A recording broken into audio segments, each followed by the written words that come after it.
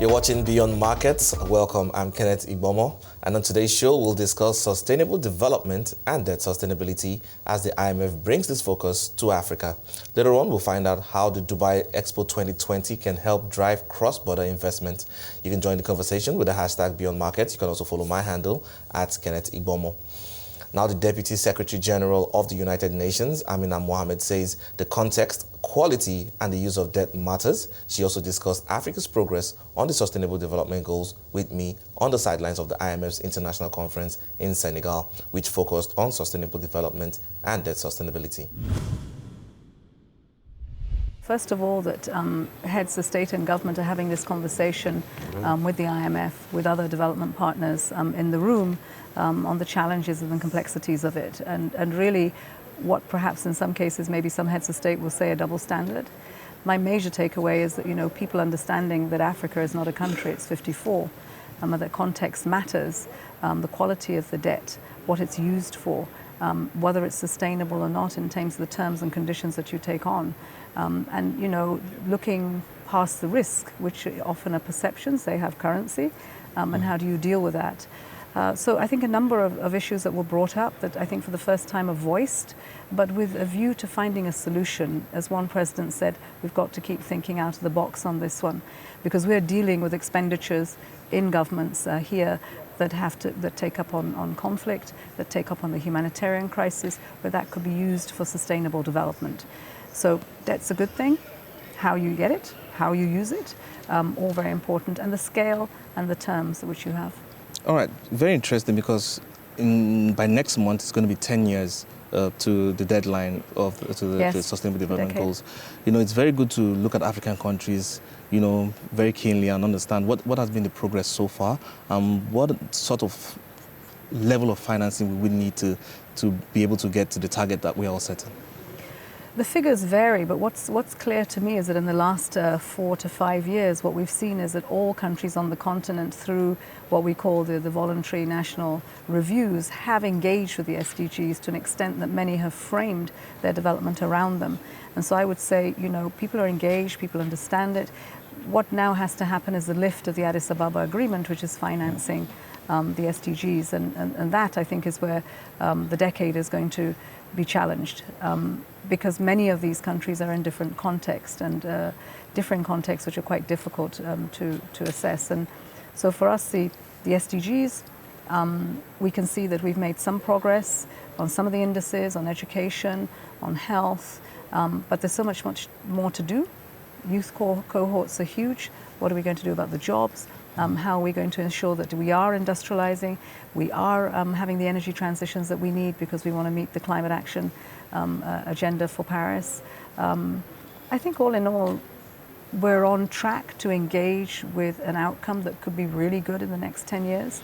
But the scale at which we have to go, the partnerships that we need, are still all very much a work in progress. Yeah, because financing development it's not as easy as it sounds. There's still a lot to go down, but then there's still some barriers holding back some African countries. How can we overcome some of those barriers? Well, I think first and foremost, we've got to make the most of the domestic resource mobilization to that extent that you can use that as well as you can in a country, within sectors, across sectors, is very important, because the SDGs don't talk about siloing anymore. You've got to look at the implications of one sector and another. So we can make the efficiency gains within the domestic resource mobilization we have to take it further. There are, of course, governance issues that we have to attend to on the continent. You know that the president of Nigeria is chairing the AU corruption piece, and that's going as well as it possibly can. But individually, countries are trying, but it's tough. Then we have to talk about what else do you need to fill the gap. Whatever we've got in terms of domestic resources, and on LDCs, IMF has told you're going to need about 15% of GDP to do the SDGs. That's a lot of money, and it's not there. So you need debt, you need good debt, you need foreign direct investment, partnerships in the private sector, investing in what are going concerns, and good returns on investment. That can mean many things. If we take the climate agenda, you will see the NDCs, a pipeline of projects that will look at the energy transitions is a big one. Look at transportation is another opportunity. Look at infrastructure, another one. So I think, we certainly have, we know what we have to do. But we've got to bring the political will, not just from our countries, the leaders in Africa, but also from the international community, to come with solutions to what is the status quo. The status quo will not work for the SDGs today. Yeah, but looking at Africa, we've made progress when it comes to working together. We've just seen the AFCFTA is going to come on board in just a couple of months from now. And then they need to get that collective action across the continent to make development finance work in Africa. I'd like to get your thoughts on how that progress has been so far and what else needs to be done to get the kind of the outcomes that we need. Well, first we have to have the alignments in countries around integrated national financing frameworks, which is not there. There's a lot of work that's been done by the UN, the IMF, the World Bank on it, but we need to take that down to the country level.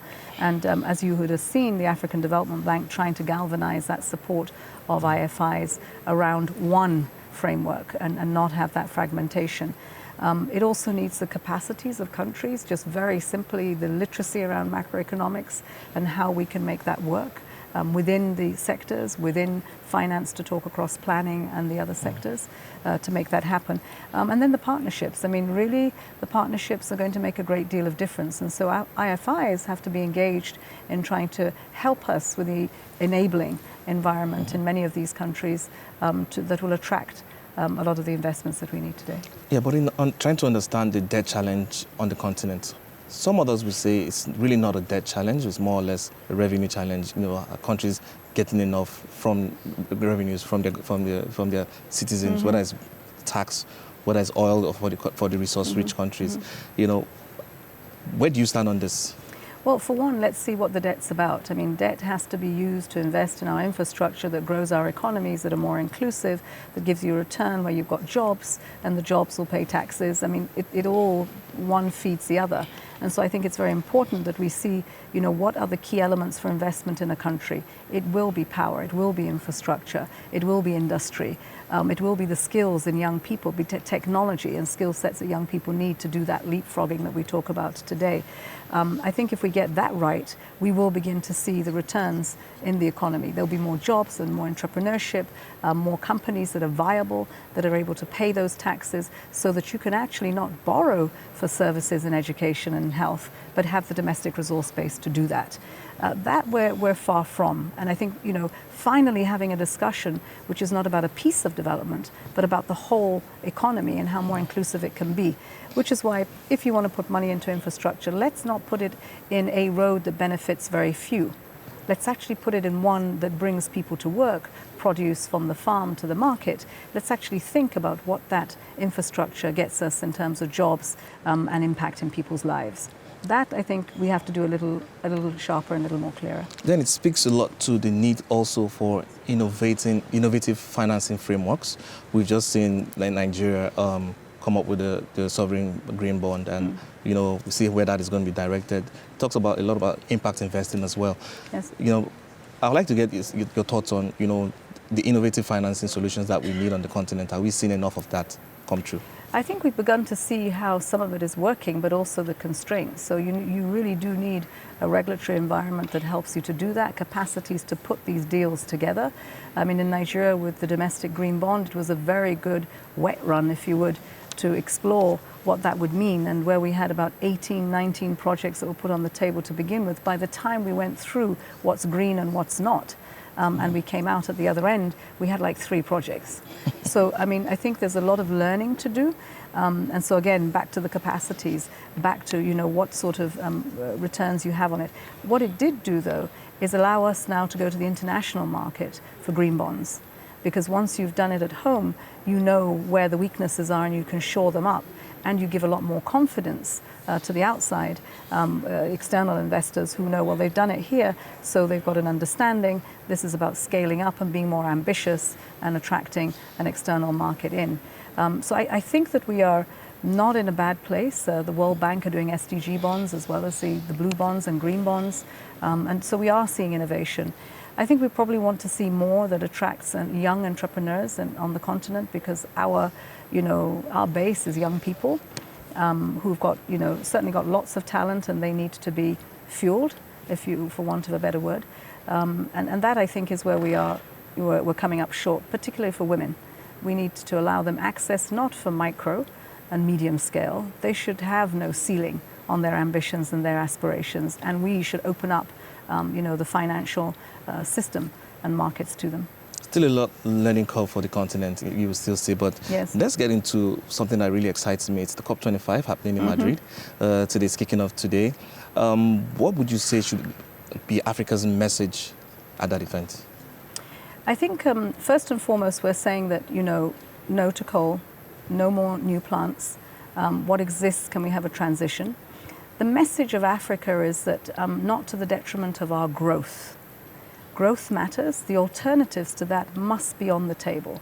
The financial systems and mechanisms and instruments should be deployed to Africa so that we can make those transitions. Now let's remember, 2% of the emissions is Africa's piece in the emissions game. Over 80% of it is in the G20. And I think we have to be fair that the burden of climate change is on the shoulders, mostly of women, and in Africa. And so I think, we owe it to Africa to at least open up legitimate means of accessing resources to make those energy transitions and not to make it not an option for coal.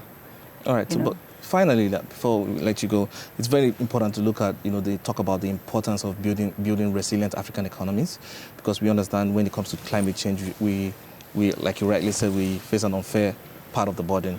I'd like you to speak to that importance of building resilient economies in Africa.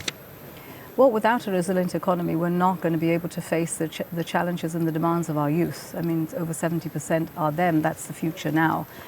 That has a lot to do with governance, leadership, and again, as I say, the political will for the international community to make sure that that happens. And I think it's not possible to say that it will not happen. The implications for not happening will be an increase in irregular migration. There will be more conflict. Climate action will not be addressed, and so climate change will exacerbate every other gain that we've had. Women and children and young people will suffer for it. Their future will look rather hopeless, and that I don't think is something they deserve or we can afford.